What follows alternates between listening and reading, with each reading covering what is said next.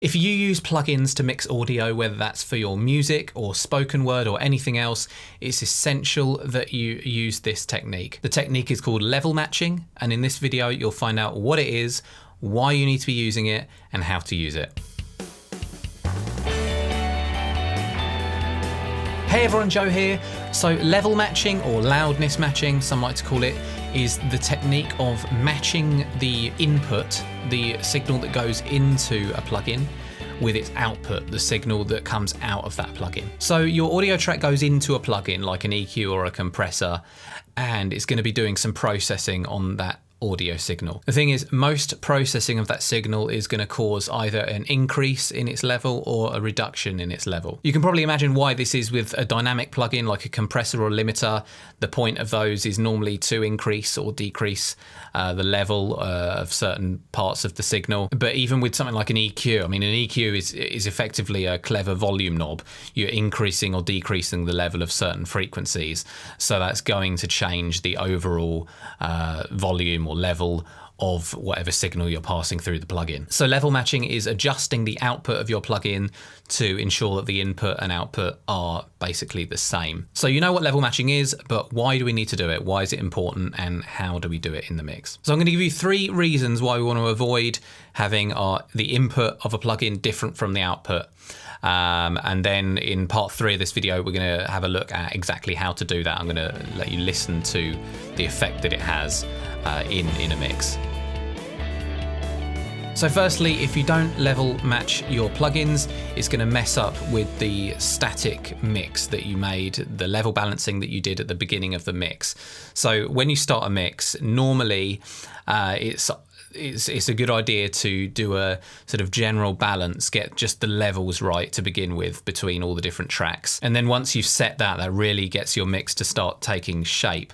But when you start adding plugins, if you're not level matching the plugins, and each plugin you add is decreasing or increasing the level of a certain amount, it's going to put that level balance that you did at the beginning out of whack, and you're going to be making adjustments to the levels throughout, which you want to be avoiding if possible. Obviously, there are going to be times in a mix where you do need to change levels, but you shouldn't have to do it every time you put a plugin in, just because it's affected your balance in a way you didn't want it to. And secondly, louder is often perceived as better. So particularly when you're EQing or compressing something, if you put the plugin on and do all your adjustments and it sounds louder to your ears, it can automatically just sound better, even if it doesn't necessarily fit better in the mix or sound exactly how you want it to tonally. We just perceive louder things as better. So by level matching our plugin, when we compare it, when we bypass, turn it off and on, compare between the two sounds, we're just getting a real impression of how our compression or how our EQ is affecting the signal, and not just thinking, oh, that sounds great just because it sounds louder. And then thirdly, if a plugin is increasing the level of a signal, then any plugins further along in that chain, so for example, say you've got an EQ and that's boosting your signal because you haven't level matched it, and then that's going into a compressor. If you're making changes to that EQ after that compressor's in, it's going to be changing how that compression is affecting the signal. So again, I'm going to show you this in part 3, but if you're boosting the signal using that EQ, and there's a compressor after it, it's going to be working that compressor harder, which is going to give you more of a compressed sound, which may or may not be what you're after. But if you want a more compressed sound, or if you want more compression on a track, then you should be doing that within the compressor, not just as a byproduct of changing the EQ settings. So now let's dive into a couple of sessions. I'm going to show you all these 3 things that I mentioned, how they sound, and how you can do level matching yourself. Right, so here we are in a session. We've got a virtual instrument, a Hammond here, and on that track we've got a few things, and we've got an EQ and a compressor. That's what we're going to be taking a look at. So first, let's focus on this EQ here and turn it off for now. So this EQ plugin has an input and output meter where you can see the signal that's going in and you can see the signal that's going out. And then it has an input and output knob that you can control that with. Not every plugin's going to have this, and if yours doesn't, I'll go into how you can adjust the level later. But yeah, this is the stock plugin the stock EQ that comes with Pro Tools. But it doesn't matter what you're using, we're going to be able to do level matching. So let's hit play. And you can see that the input is basically the same as the output because we're not doing anything to it. But then if I activate the EQ, you can see it's at least a couple of dB. It's boosting it by a couple of dB, isn't it? So what we can do is simply pull back that output until it's not going to be the same. It's not going to be exactly the same, but until it's about the same when you listen back between the two, on and off.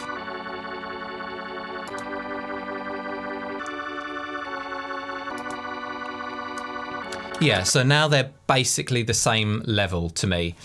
Before it was really giving it a boost as the EQ came in. Now let's have a quick listen to it in the mix. You'll see what I mean, because I don't want this Hammond as a feature of the song. It's just a kind of background thing to add some texture. That's why we're kind of brightening it up a bit. If I bypass this, and we've got no level matching at the moment, so let's just play and listen for that Hammond. So it's quite quiet in the background there, but now if I put this EQ on, it's really giving it a boost, and that's not what I want for the song. If I wanted that for the song, then I'd just boost the volume of it. So if I put that level matching back in, and then we compare them, and bypass first.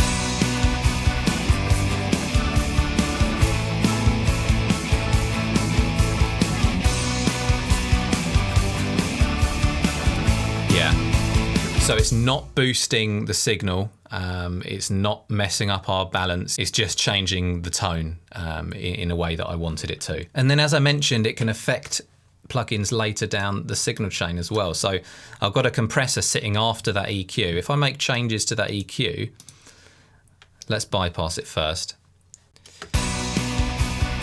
So haven't got much gain reduction at all, just about, you know, sort of peaking at about half a decibel of gain reduction. But if I add in this EQ that's not been level matched, getting a lot more compression. See, it's going right, peaking at -1 decibel gain reduction, and it's just compressing it more. And it's so subtle that you can barely hear the difference, but ultimately we don't want the EQ affecting the compressor just as a byproduct of the fact we haven't level matched it. Whereas if I match it there, it's just giving a tiny little bit, about half a dB like we were before. One thing I will mention is that if your plugin doesn't have these input and output meters, and you can't tell from looking exactly how much gain reduction there is, you just got to use your ears. That's the most important thing anyway, that we're using our ears first and foremost. So for example, if we take a look at the bass here, that's going into this 1176 clone compressor, you can see it doesn't have an input and output meter, so you just need to use your ears here. So I've level matched this already using the input output knob.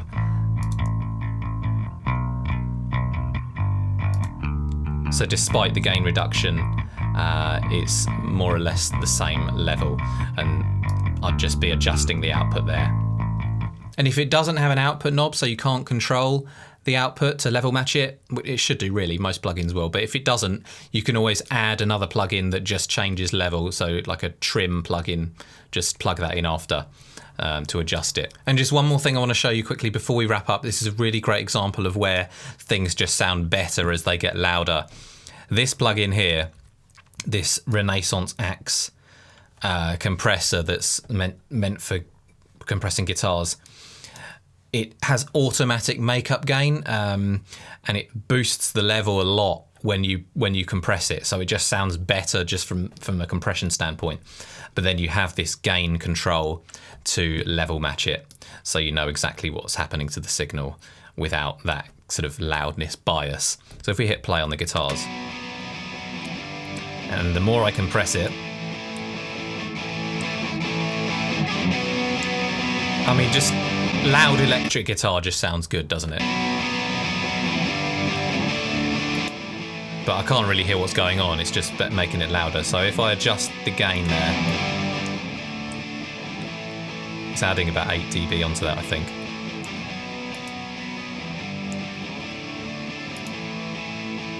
Yeah. Now we can just hear exactly what the compressor's doing without that loudness bias. We can just hear that it's smoothing out a little bit less jumpy in level. So that's level matching or loudness matching. It's really important, and it's something that you should carry with you all the way through your mixing journey. It's something you should be doing on pretty much every plugin that you use. It's never cut and dry with mixing. Like, there are going to be some situations where if you're just doing a quick mix, you just want to slap something on quickly and it doesn't have an input and output control.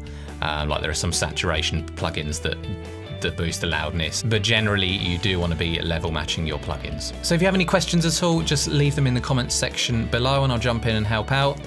If you want to see more mixing tips and tutorials just like this, then hit that subscribe button. Got a new video coming out every single week. And as always, thank you so much for watching, and I'll see you next time.